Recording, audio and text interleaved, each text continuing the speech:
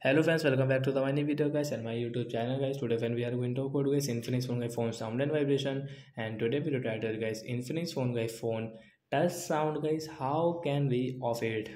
Friends, you have guys this touch sound guys, and guys when you tap on guys your phone button and guys any icon, and friends you can see guys this background with this touch sounds of, and how can we off guys the touch sound today friends. I will show you, I will tell you guys.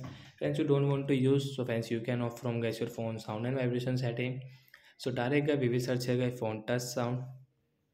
So friends you can see guys phone touch guys, I will search here. Friends you can see guys phone touch sound guys, we will tap here. Friends you can see phone touch sound guys, we will off from here. Sorry guys, this touch vibe sound guys, we will tap a sound and vibration setting and touch sound here guys, and guys we will off from here. Then guys come back.